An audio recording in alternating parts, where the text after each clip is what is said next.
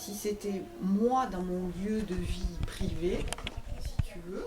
Dans ton territoire de vie, mais les choses, on se rend compte chez les gens, elles sont parfois confondues. Moi, Oui, l'endroit où je vis, elles sont totalement confondues, mais oui, Anne-Marie, entre ton métier et ta vie, je pense qu'il y a des... Donc c'est vraiment l'endroit où tu entends les choses. ouais, d'accord.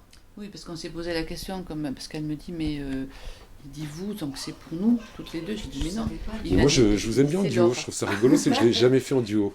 Mais on ne savait pas si c'était par rapport à la cabane, Ouais, si voilà, c'était par c'est rapport ça. à elle précisément. Ça va Voilà. sentir la cabane, cette histoire, ça va sentir ton spectacle, ça va sentir tes répétitions, ça va sentir la boîte à laver. Je crois que les choses sont jamais à ce point dissociées chez les gens. Ouais, ouais, Ça ouais. Moi, dépend je mélange des pas, gens. trop. On verra. Alors, la première question, c'est simple en fait. Laure et Anne-Marie, activité artiste et en charge de la cabane, artisan. Euh, Anne-Marie et Laure, est-ce que vous êtes natifs de ce territoire? Moi, oui, je suis née à Villeneuve-sur-Lot, mais mes parents sont espagnols, donc immigrés espagnols. Mais je suis née à Villeneuve. Et moi, je suis née à Villeneuve-sur-Lot aussi, de parents immigrés aussi, puisque mon grand-père est andalou. Ok, je te laisse lire les questions. Et quand vous êtes prête l'une l'autre, vous pouvez y répondre. Alors, comment percevez-vous votre territoire de vie? À la fois sa géographie, ses paysages, ses particularités et les émotions et sentiments qu'il vous inspire. Donc ça, c'est plutôt... Ça, c'est territoire de vie, mais pas forcément professionnel.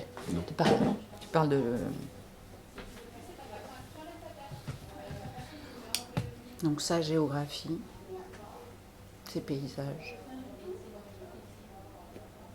Bon, moi, je peux commencer. Moi, je suis née à Villeneuve, donc j'ai vécu dans une petite rue de Villeneuve. Et ma première géographie, c'est petite rue de Villeneuve. Et donc à l'époque, avec une vie de rue. Voilà. Donc, et après, quand j'avais 9 ans, on a déménagé sur Pujol, donc pas loin, hein, mais à la campagne. Donc là, j'ai découvert un autre paysage. Et voilà, de balade, il y avait une colline derrière la maison et de balade dans la colline. Moi, j'adore le département, j'adore son paysage. Euh, J'adore tous les coins du Lot-et-Garonne. Je trouve qu'il y a une grande diversité. Et voilà, quand les gens disent moi j'aime la montagne, j'aime la mer, moi j'ai dit moi j'aime le Lot-et-Garonne. J'aime son paysage de campagne, doux, voilà, très varié, mais en même temps très doux. Voilà. Je ne suis pas trop dans les extrêmes, on va dire, de caractère non plus. Et donc, paysage, particularité, et les émotions, sentiments qui vous inspirent. Là, j'habite à la campagne, à Pujol, donc, et j'adore.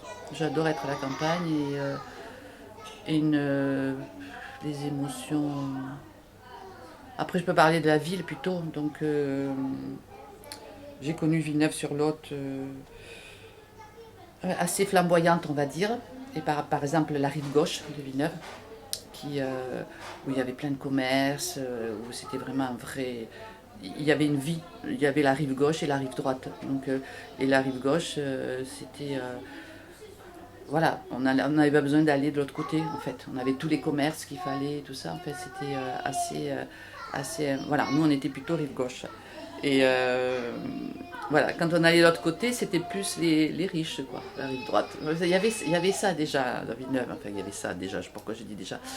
Et voilà, et donc, oui, et puis j'ai vu ma ville. Mais ça m'agace quand les gens disent mais que Villeneuve, il n'y a plus rien, que c'est mort et tout ça. J'ai dit, mais c'est pas Villeneuve, c'est toutes les petites villes. C'est pas Villeneuve-sur-Lot qui meurt. C'est les grandes surfaces qui ont pris les commerces et qui ont fait que c'est parti. Et que Villeneuve, moi j'ai toujours été dans le milieu associatif à plusieurs niveaux, surtout culturellement. J'ai beaucoup œuvré quand j'étais jeune avec le centre culturel, qui était très. Voilà, qui a lancé beaucoup d'initiatives culturelles, quand il y avait Monsieur Brouche en particulier, directeur Monsieur Corbefin. Enfin, il y a eu toute une émulation à Villeneuve par rapport à ça, et la vie associative de Villeneuve me comble. Et moi j'ai l'impression, je le sais, mais des fois je l'oublie. Parce que je fais partie de ces associations-là qui ont envie de faire des choses, qui sont assez militantes, qui veulent porter la culture autrement, qui veulent faire grandir les gens avec la culture. Et j'ai l'impression que Villeneuve, c'était ça. Et en fait, je m'aperçois qu'on est une minorité, en fait. Mais je ne m'en rendais pas compte, parce que je travaille que dans ce milieu-là, en fait. Et donc ça, c'est un peu dur. Là, je me rends compte avec la cabane aussi, les gens que l'on a, bon, c'est des gens déjà qui ont une démarche culturelle, tout ça. On a du mal à toucher les gens qui n'ont pas cette démarche-là, quoi. Donc là, les gens qui viennent, ils sont hyper contents de venir ici, de faire des activités en famille, tout ça. Mais on arrive à attraper des familles ou des adultes comme ça qui ne sont pas trop là-dedans, mais on a du mal quand même. Donc là, je ne sais pas trop comment il faut faire.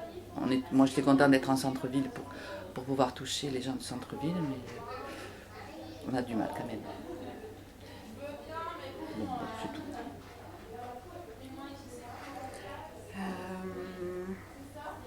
Alors, ben moi en fait, donc je travaille à la ville, mais j'habite à la campagne. Et je trouve que des deux côtés c'est très riche, quoi. En ville, il y a beaucoup. Je trouve que ce qui a évolué à Villeneuve, puisque moi j'ai grandi, j'ai passé mon adolescence à Villeneuve, ce qui a évolué, c'est qu'il y a beaucoup de lieux sociaux, quoi. Mais par contre, la vie en centre-ville, ouais, ça a beaucoup changé. Parce que moi, j'ai passé toute mon adolescence.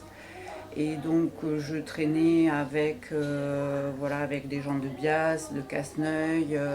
Et c'était toute nationalité confondue. Il n'y avait pas cette fracture. Je trouve que là, il y a une fracture un peu entre les personnes d'origine étrangère, les Français d'origine étrangère et les gens du cru, alors que quand j'étais ado, on était vraiment ensemble, il n'y avait pas, voilà, il n'y avait pas de soucis de ce côté-là. Et là, je sens comme un mur, et j'ai envie de le dépasser, quoi, d'aller vers les gens et de comprendre pourquoi ce mur,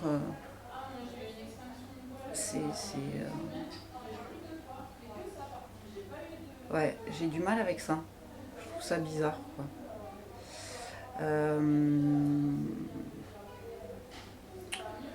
Voilà, que dire de plus? Bah oui, le Lot-et-Garonne c'est très riche, quoi, en termes de biodiversité, d'initiatives, humainement il y a plein de belles personnes avec de beaux projets. Mais j'ai l'impression qu'on a du mal à faire ensemble en fait. C'est chacun des petites initiatives comme ça, un peu éparses. Mais construire ensemble, c'est compliqué. Et je ne sais pas pourquoi non plus. J'aimerais bien comprendre.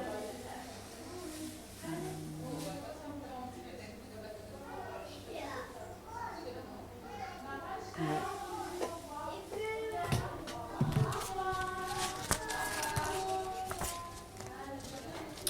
Notez entre 1 et 10 la qualité de votre vie ici. Horreur des notations. Ah, c'est terrible. Quand même, on a une belle qualité de vie parce que voilà, on profite de bons légumes, on a un terroir qui produit. Et puis bon, malgré les résultats des élections, il y a quand même de très belles personnes. Il faut les trouver. Bon, moi je dirais 7.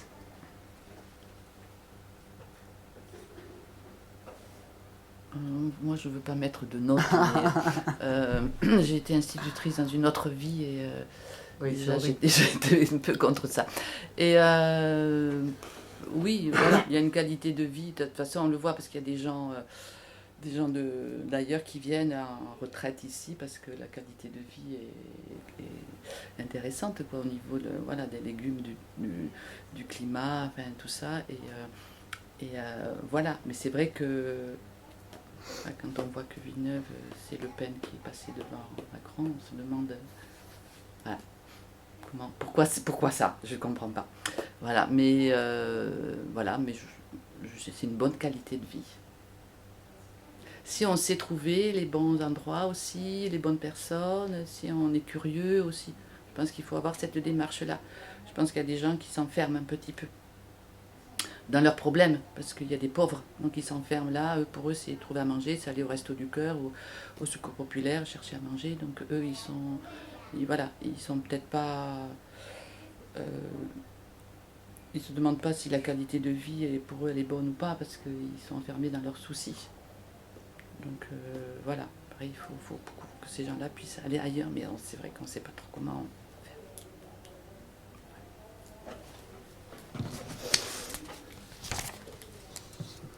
Quels sont les événements marquants et inspirants de ce territoire?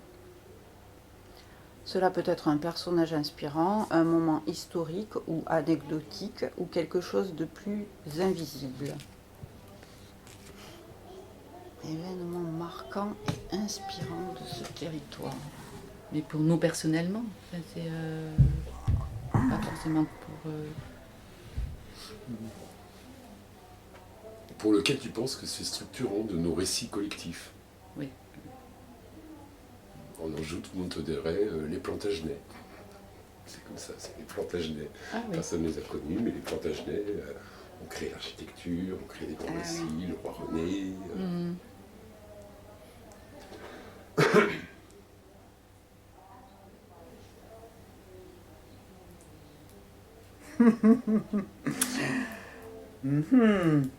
Les questions demandent de réflexion quand même. Hein. Comme ça, spontanément, c'est pas... Vous pouvez passer, revenir. Ouais, là, moi je veux bien passer parce que j'avoue que... Alors, si ce territoire était une personne, quels seraient ses traits physiques, de caractère, de personnalité et son état d'esprit?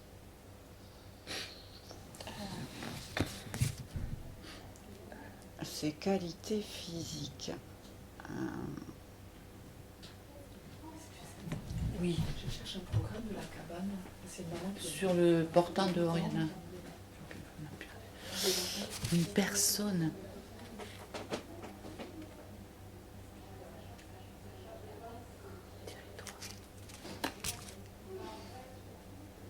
Faut faire preuve d'imagination là.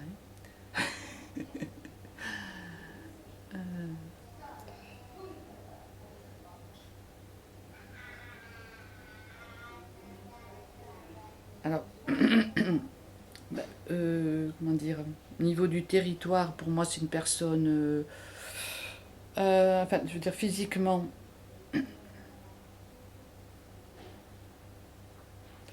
territoire physiquement, qu'est-ce que ça peut être?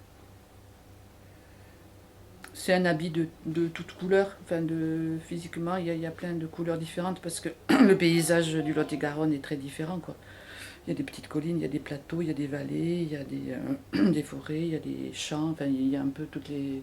Enfin, il y a tout un panel de paysages très différents. Donc, moi, je verrais bien physiquement un patchwork. Voilà, un habit de patchwork pour le physique. Le caractère, ça, c'est plus compliqué parce que c'est quand même un territoire où il y a eu beaucoup de migration. Donc, le caractère, c'est assez mélangé, quoi. Il y a eu beaucoup de Portugais, d'Espagnols, d'Italiens, après tous les Maghrébins, les Africains, enfin bon, les Africains il y en a un peu moins, mais un petit peu. Donc le caractère c'est un peu tout ça, mais on voit quand même qu'il y a aussi des gens du cru qui sont un peu... Ouais, il y a deux caractères peut-être. Il y a ceux qui ont peur de garder ce qu'ils ont ici, ce qu'ils sont, leur histoire et tout ça, parce qu'ils sont du cru. Puis il y a les autres qui arrivent, qui ont peur. Bon, moi je me rappelle de mes parents quand ils sont arrivés, moi j'ai été élevée, pas se faire remarquer, se couler dans les gens, être comme les autres, voilà, bien parler le français, bien s'habiller et pas faire de bruit. pas faire de politique, ma mère, c'était ça, parce qu'elle menait la guerre d'Espagne, tout ça. Donc c'était, donc il y a ces gens-là aussi qui avaient peur. Donc il y a ces deux choses, quoi. Donc il y a des caractères différents. Bon, après, maintenant, on est un peu tous mélangés, mais c'est un peu ce qu'on vit, la même chose avec plus les Maghrébins maintenant qui font peur. Et eux aussi, ils ont sûrement du mal à faire le pas vers nous, je pense. Donc, personnalité, comment on peut dire, double, quoi. Bon. État d'esprit, le territoire, un état d'esprit. Je sais pas. Moi, je voudrais que son état d'esprit soit accueillant, mais je ne sais pas si ça l'est pour tout le monde. Mais je pense que c'est une terre d'accueil quand même. Ben, ça l'a été et ça l'est toujours. Voilà. C'est difficile de... les traits de physique. De caractère, moi je dirais frileux. Parce que voilà, les gens ont beaucoup de peur.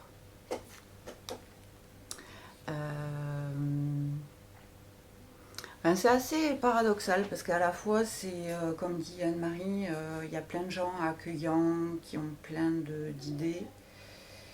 Et je suis d'accord avec elle sur ces deux traits qui s'opposent un peu.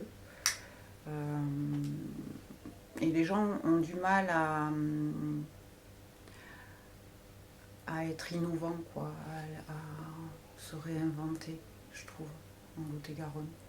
On reste toujours sur nos acquis. C'est très général ce que je dis, mais voilà, on a un peu peur de l'inconnu, de ce qui pourrait nous déranger. Et ça, c'est dommage.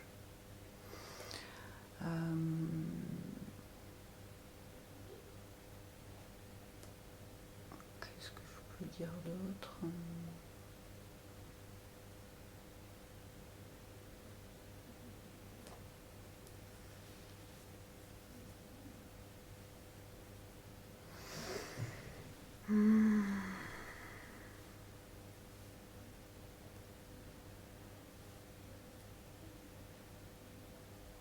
Ouais, non, je sais pas trop. On peut passer à la question suivante. C'est pas évident. Alors, si ce territoire était un paradoxe, quel serait-il ? La tête de Marie. Je ne suis pas une intello, donc... Ouais, c'est... Un paradoxe. Tu peux donner un exemple ? Ouais. Paradoxe. J'essaye de donner un exemple qui ne vous inspire pas, donc je pense à une autre Thématique, en fait. Par exemple, quand il y a des endroits, je pense aux Pyrénées-Orientales, c'est un territoire conservateur et très libéré dans sa mentalité. C'est très étonnant, c'est-à-dire qu'il y a une forme de vraie possibilité de faire, d'être aux autres, et qui est très conservateur dans son mode de fonctionnement, ce qui est un paradoxe. Oui. Ouais. Dans ce que vous dites, j'en ai entendu mille, mais c'est pas Oui, moi de vous le dire. ouais, Oui, c'est non, ça. mais c'est ça, oui. Oui.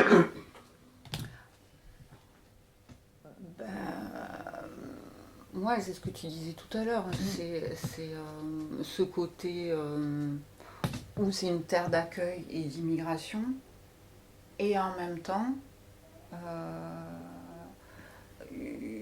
être réfractaire à l'étranger, tu vois. C'est assez... c'est un paradoxe. Oui. Puisqu'en fait, la population est constituée de gens de tous horizons, et à la fois, on s'aperçoit que dans les mentalités, les gens ont du mal à accepter l'autre dans ses différences, en fait. C'est ça, le truc. Et là, c'est un paradoxe. Non ? Je pense. Oui. Oui, moi je n'ai rien à rajouter.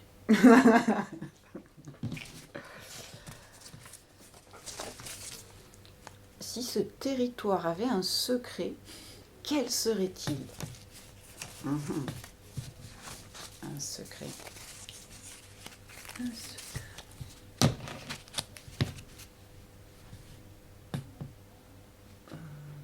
aussi de parler pour le territoire. Si ton territoire de rêve, si ton territoire de vie, si ton territoire tel que tu le projettes. Ah oui, moi, mon secret.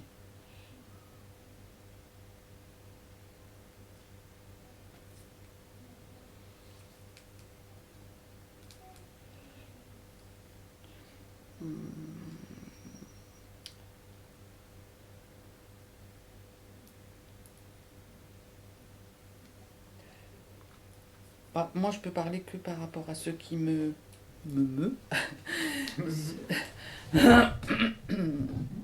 parce que moi, je sais ce qui m'a sauvé moi dans ma vie, c'est toujours un peu l'artistique, la culture, voilà. Et donc pour moi, le secret, c'est qu'on puisse retrouver, parce que je pense que ça existait aussi, des moments de festifs aussi en famille, avec le côté en fait en même temps c'est ça, mais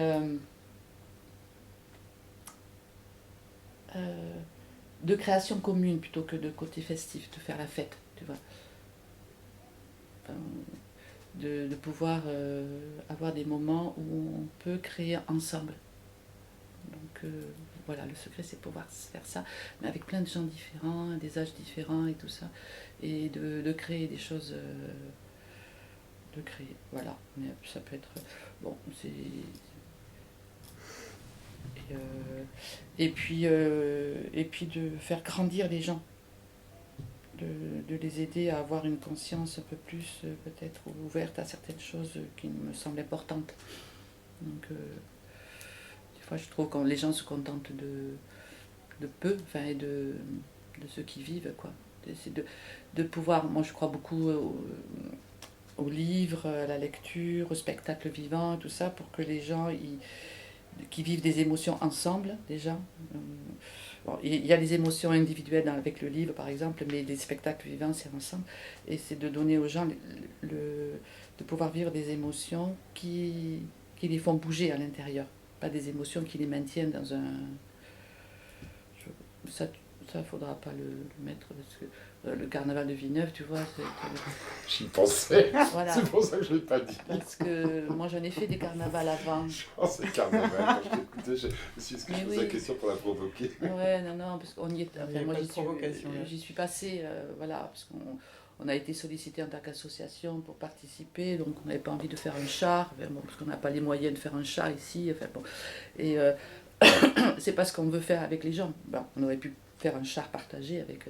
Mais bon, c'était trop juste en temps, parce qu'ils nous ont dit ça 2 mois avant le carnaval. Ça se fait pas comme ça, quoi, ça se prépare. Le carnaval de Rio, ils mettent 1 an à préparer leur carnaval.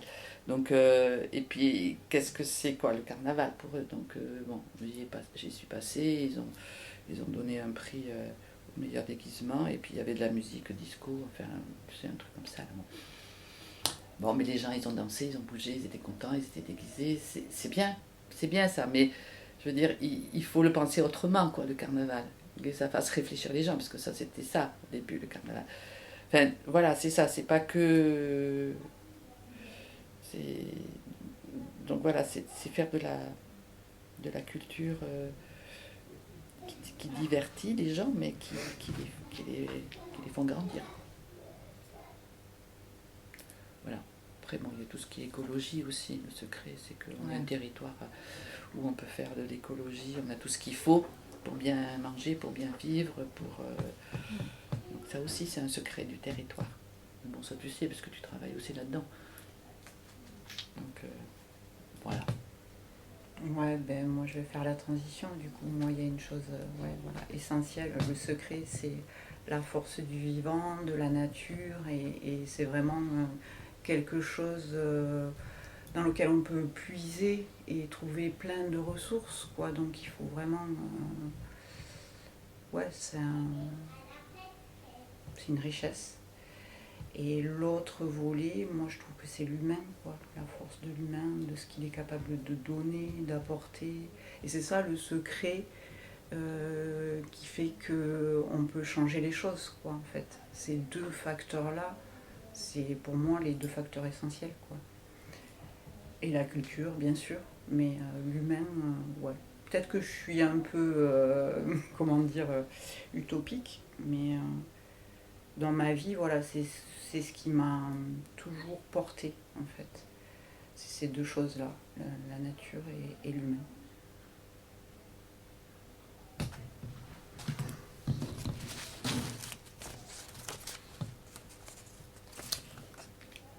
Allez, donc ça on a passé.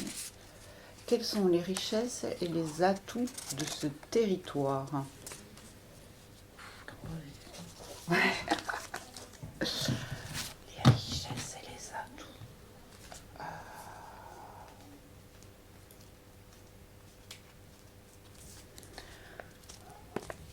On a un peu dit déjà pas mal de choses, je pense là-dessus. Déjà au niveau de la terre, des paysages, de tout ce qu'on peut faire ici, parce qu'on a l'agriculture, enfin, tout ça, ça c'est une richesse. C'est sûr que c'est un département agricole, on va dire. Après, ça maintient peut-être les gens un peu trop près de la terre. Parce que moi, ce que je voudrais, c'est... Parce que je pensais au secret, mais pour moi, c'est le mot poésie aussi qui me porte, mais pas la poésie, pas le poème qu'on écrit comme ça, c'est la poésie de la vie, quoi. Mais donc... Pardon. C'est quoi la question déjà? C'est Les richesses et les oui, atouts. Ouais. les atouts, les richesses. Donc la richesse, c'est ça, c'est la terre. Et d'ici, et bon, les humains, bien sûr. Mais bon, il y a tout dans les humains. Et les atouts...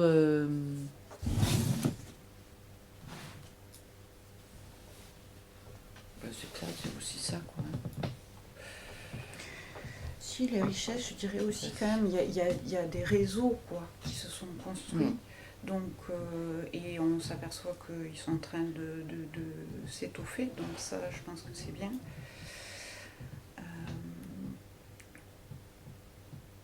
Et de belles initiatives aussi, un peu partout.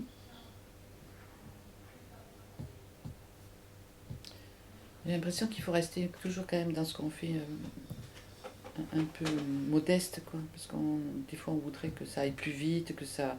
Et en fait on se rend compte ici, tu vois, que c'est petit à petit, quoi. Donc il faut... Ouais, mais ça, des fois, c'est pénible. Moi, j'aimerais bien des fois Mais oui, mais tout péter, allez, on y va, et puis, tu vois, parce que du coup, sur le long terme, mais comment tu veux t'as aller plus tendance vite à t'épuiser un peu, quoi, tu vois, Ouais. t'as envie que ça...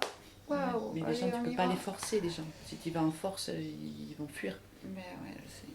Donc, Il faut être patient. ouais, la diplomatie, la patience, trouver les bons créneaux, tout ça. Donc, Oui. C'est toi ou ta maman qui parle? c'est des petites crènes. Hein? C'est toi ou ta maman qui parle? Et, non, c'est moi. Non, mais des fois, oui, on aurait envie, mais... Non, mais... Ouais. Après, les atouts, il y a aussi, on a un patrimoine fabuleux Aussi. Quand même une biodiversité aussi, selon les coins, intéressante.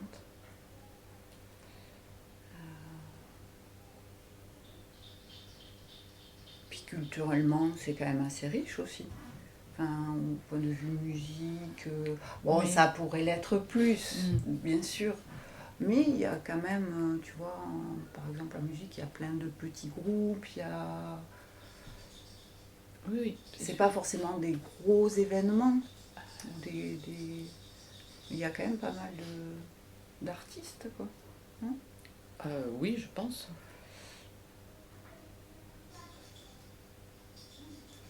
Mais c'est vrai que, ouais, on reste... Ouais, je sais pas. Oui, on a des artistes. En termes de richesse, ouais, on a fait le tour. On a encore tout ça. Il est quelle heure? Hein? Il est quelle heure? Midi moins de quart. Ah ben, je peux revenir pour continuer si vous voulez. Non, mais tant qu'on y est, on va finir. Qu'aimez-vous faire ici pardon. Qu'aimez-vous faire ici que vous ne pourriez faire ailleurs?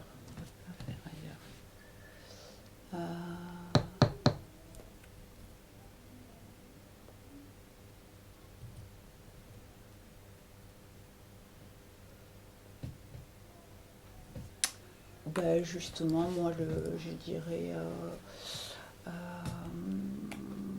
cultiver la terre, quoi.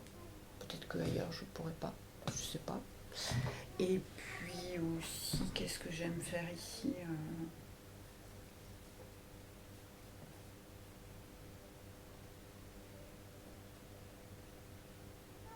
C'est vrai qu'après 2 ans de Covid, je trouve que ça a cassé une dynamique aussi, des choses quoi. C'est vrai, hein. Et j'ai l'impression de me réveiller d'un sommeil long et du coup, ça a brouillé, je trouve, plein de pistes, quoi. Ou peut-être j'aurais répondu spontanément sur des choses. Et là, je sais pas. Ça. Je sais pas comment expliquer, ouais, c'est ça. Comme si on avait été un peu endormi pendant 2 ans, quoi. Non. Ah, moi non, je ne me suis Non. pas trop endormie, mais enfin... Non, mais endormi, ouais, si, ça a brouillé les pistes un Oui. peu, tu vois. Ça a faussé le jeu, quoi. Oui, c'est pas nous qui étions endormis, c'était autour de nous que c'était endormi.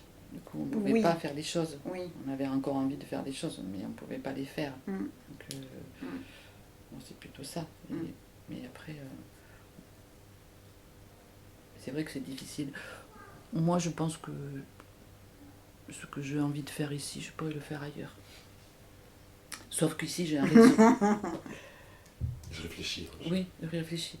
Sauf qu'ici, moi, j'ai un réseau de personnes. Voilà. J'ai de l'humain, parce que je suis née ici, donc je connais du monde. Donc, ce que j'ai envie de faire, je l'ai plus ou moins fait ici.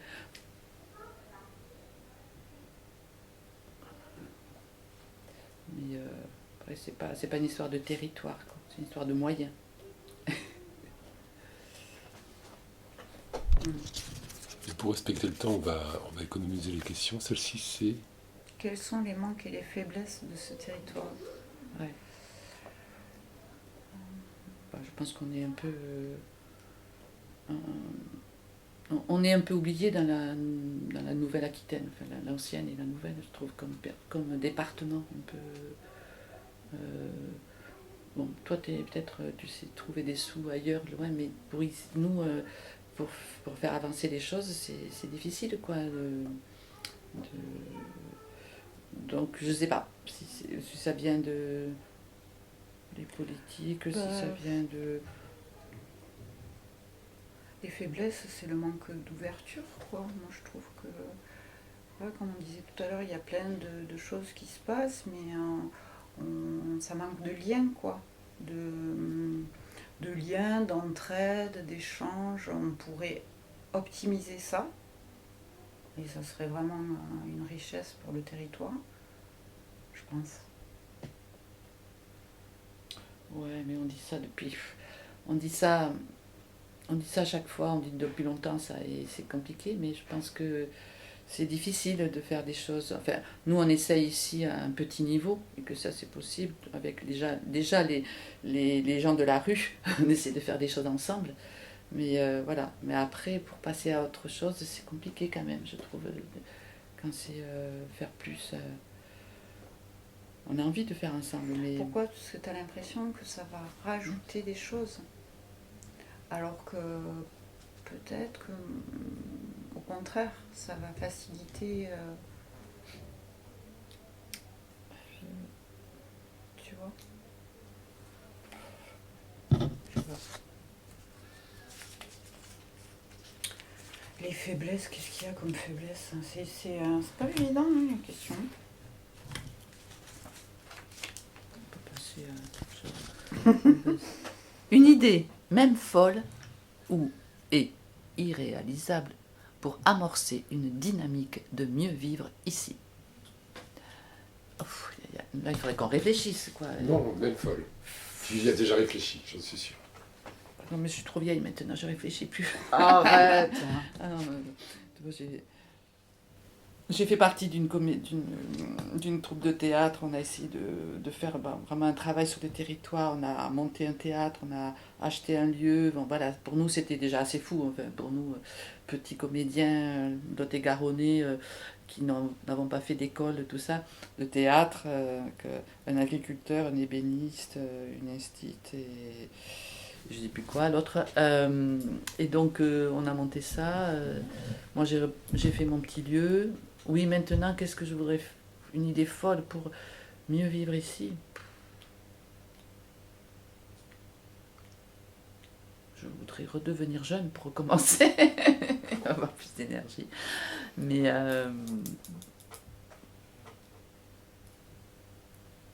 peut-être pour moi personnellement, après c'est très personnel, mais j'en ai plus l'énergie, mais de faire quelque chose, de ce que j'ai fait de ma vie, d'en faire quelque chose d'itinérant sur le territoire. Partir peut-être comme avant avec des camions, avec une scène, tu sais, on va faire du théâtre, on va faire, et avec plein d'ateliers autour, et de sillonner notre beau département. Voilà, moi c'est ce que j'aimerais faire.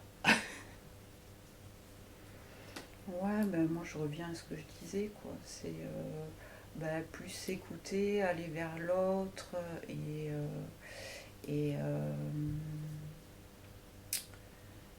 essayer d'optimiser les outils, et ça ferait qu'on vivrait mieux ensemble, quoi. Plutôt que de faire nos petites choses dans notre coin.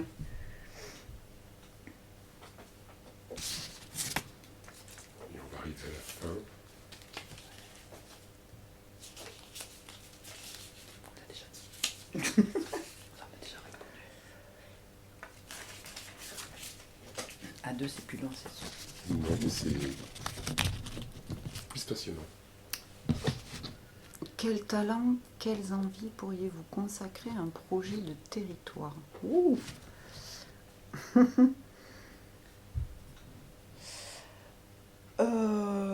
Quel talent? C'est un bien grand mot. Mais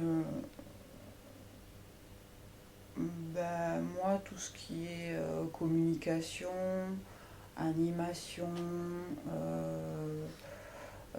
atelier, voilà, de savoir-faire, jardin, la liste est longue. Et quelles envies? Ouais, l'envie de partager, de créer, de se dépasser, d'inventer, tout ça. Dans la joie et la bonne humeur.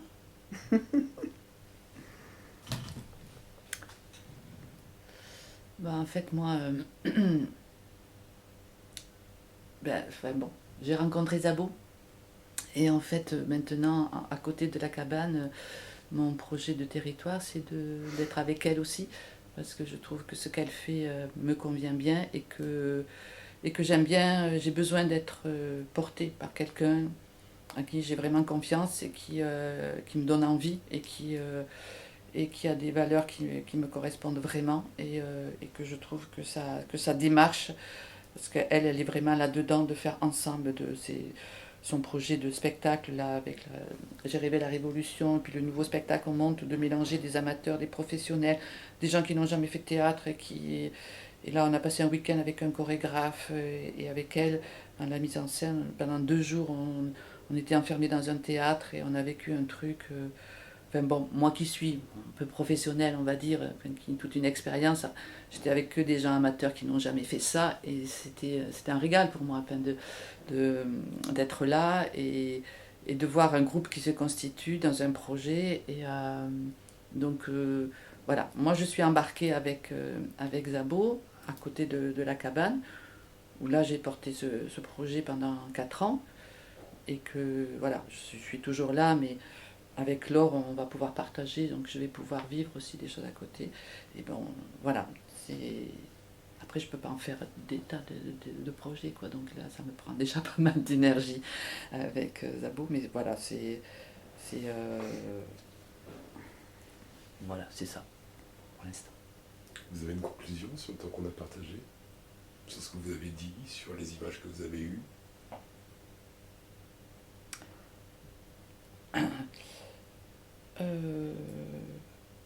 Moi, je pense que on a abordé le sensible et aussi un peu le concret, enfin, dans ce qu'on a répondu toutes les deux. Des fois, ça se recoupait ou ça se complétait. Et, et que... Ton message...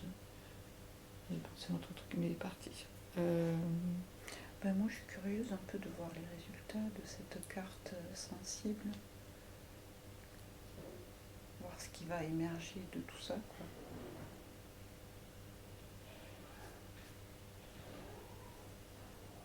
Anne-Marie? Non, mais...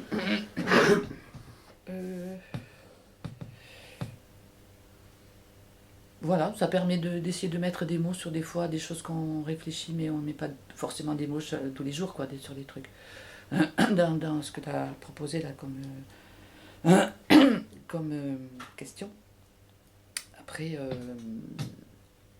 voilà, moi je me rends compte que j'ai pas des mots. J'ai des mots qui restent à mon niveau, je sais pas comment dire, mais bon, c'est comme ça. Et c'est dans le côté. Oui, pour moi, la poésie de la vie, quoi. En fait, mon projet fou, c'est que les gens ils aient conscience que la vie peut être poétique et que je comprends pas pourquoi il y a des guerres, pourquoi il y a de la violence, pourquoi tout ça. Donc, et que si on lit beaucoup de livres aux enfants, si on leur fait voir des belles choses, tout ça, et peut-être que les enfants qui vont arriver seront, je sais pas une conclusion à ce qu'on a dit, mais bon, seront peut-être moins dans ça, dans la violence, dans la peur, voilà. C'est pour ça qu'ici, la cabane, pour moi, ce qui est important, c'est les adultes, bien sûr, parce mais que je trouve que c'est important qu'on puisse donner aux enfants, offrir aux enfants des choses qui vont leur permettre. C'est pour ça qu'on a envie que ce soit avec les parents, pour qu'ils grandissent ensemble, quoi. Que ce qu'on fait passer aux enfants et aux parents qui vivent des choses ensemble, voilà, ça les fait grandir tous les deux. Ou réfléchir, enfin, je ne sais pas comment dire. Leur donner à voir d'autres choses et des moments de bienveillance. Ici, on essaie d'être très, très bienveillant et dans la simplicité.